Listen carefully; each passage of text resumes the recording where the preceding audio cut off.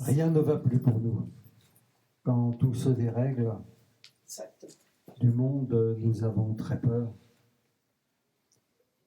L'enfant du silence, que le silence condamne, rêve de voir un jour se rallumer la flamme.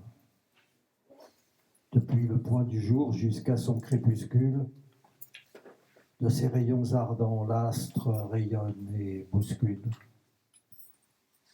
Je voudrais que d'où viennent les senteurs qui flottent, je voudrais qu'elles apaisent mon cœur qui sanglote.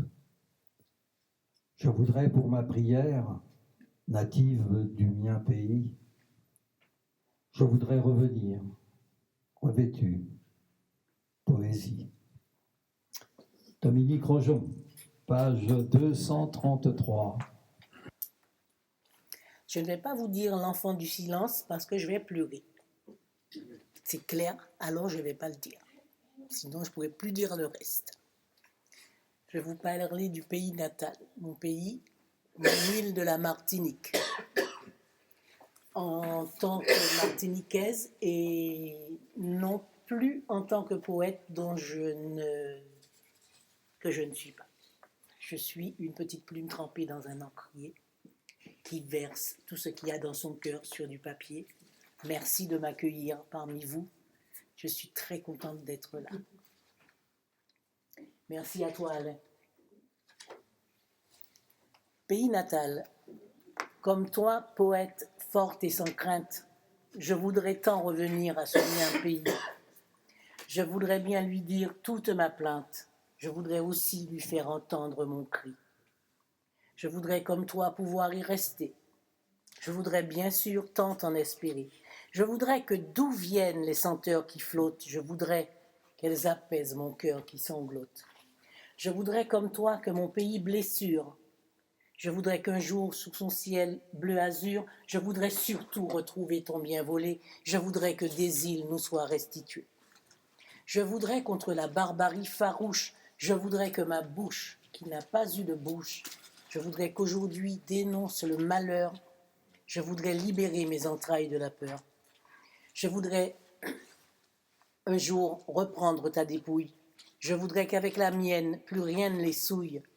Je voudrais nous abriter dans ta maison volée. Je voudrais nous retrouver, nous asseoir et parler. Je voudrais te couvrir de pétales de lumière. Je voudrais respirer, me coucher puis me taire. Je voudrais essuyer nos longs sanglots d'antan. Je voudrais me blottir dans tes bras tendrement. Je voudrais en cueillir peu et tant à la fois, je voudrais juste ce qui nous revient de droit.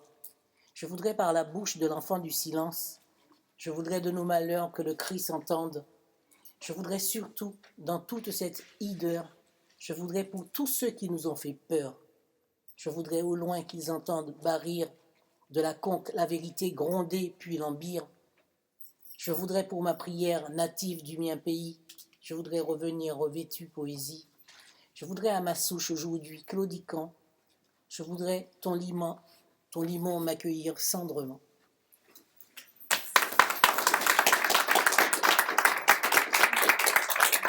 Allez, tu m'en permets un deuxième.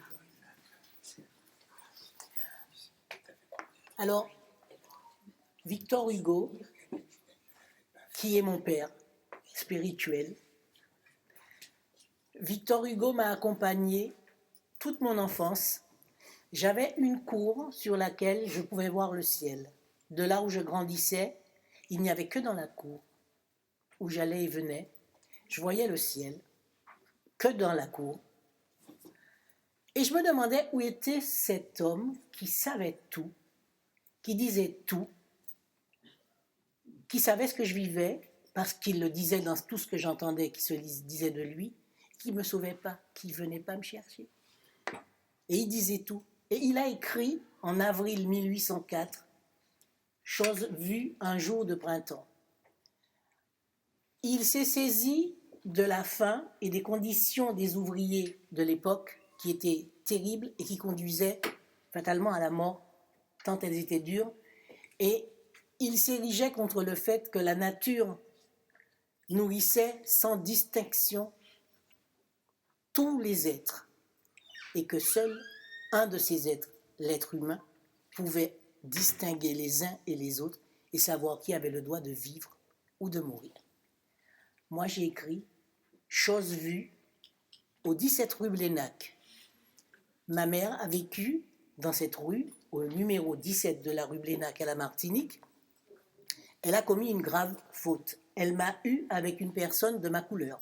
Elle n'était donc de la vôtre. Donc, quand elle est rentrée chez elle avec moi dans les bras, elle a espéré que j'ai son teint, mais je ne l'avais pas. Donc, ses affaires lui ont été jetées par les fenêtres.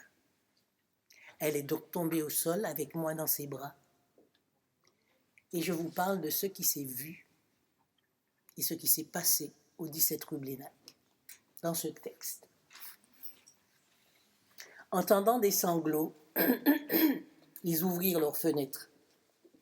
Avec maman, sur la dure, nous étions deux non-êtres. Cette ode vengeresse effrayait le regard. Sur le bitume gisaient nos carcasses blafardes. C'était déjà l'enfer et déjà le cafard. À de fait, le soleil attisait le cauchemar. Maman et moi, dans cette immonde posture, on croyait voir Saint-Louis de la cathédrale, de la bouche de maman un grand cri guttural, et moi que 10 jours de vie semblaient dire « Ô Dieu, voyez ce qu'ils nous font subir ». Un crime en cette rue avait été commis. Ce crime, le voici sous l'azur qui rayonne, une femme affranchie, pensionnée pour dot, de son père qui là-haut, de son père qui la suit de là-haut attendri, la fille pour être heureuse, elle n'a pas mari. Avec mon père, tous deux sans aigreur, sans envie, filent sous les alizés, leur idylle en délices. Il change alors de maîtresse et la voilà, seule avec sa grossesse qu'elle a. Alors elle se met à la recherche d'un chaume, trouve refuge au couvent de bonnes personnes. Toute seule dans sa chambre, stricto sensus épurée, elle ne parle pas, pleure toute la journée. Cache son ventre qui gonfle aux regards extérieurs, brode, tricote, coud, ainsi passent les heures, en attendant le terme qui la délivrera, puis ce réquisitoire que la fin signera. Oui, l'air sentait bon le sucre et la vanille. Les coutelas fendaient la canne pour l'estampille. Les diables rouges suivaient la musique des chars. Les négresses chaloupaient et enivraient les dards. Tout vivait. Les cargos se fiaient à la boussole. On entendait ici et là crisser les sols. La liberté durement gagnée marquait la terre. La TECOR soulevait son panache au-dessus de la mer. Et dans cette flamboyante ambiance martiniquaise, une mère et sa fille sur la brûlante fournaise, laissées en pleine rue sous les regards jugés, leurs maigres baluchons au sol éparpillés, dans une parade morbide pour un jugement dernier. La haine, c'est le ciment de la cupidité, c'est le fouet du commandeur guettant les cuirs sur les chemins. C'est le regard du Père toute autorité sur nos vies en pâture, sur nos doigts bafoués. Ô Dieu, la nature regorge de tant de beauté, depuis le point du jour jusqu'à son crépuscule. De ses rayons ardents, l'astre rayonne et bouscule de la terre ses entrailles, s'élevant au firmament pour qu'éclose le germe jusqu'au pétrissement. La méchanceté est au cœur de ces tristes créatures, sans âme ni conscience, qui servent la torture, instincts aveugles aux immondes pensées virales, qui n'ont pour horizon que l'ombre sépulcrale. La cruauté est ancrée en eux, viscérale, aucun ordre moral à ces instincts bourreaux, avides de pouvoir, avançant tel pourceau, n'augurant de leur proie pour en faire pâture que la voracité de leurs penses matures. De naître le 14 octobre 1956, être admise pour l'une à l'hôpital psychiatrique et pour moi au foyer des orphelins, qu'en prendra sens au Dieu la justice pour certains.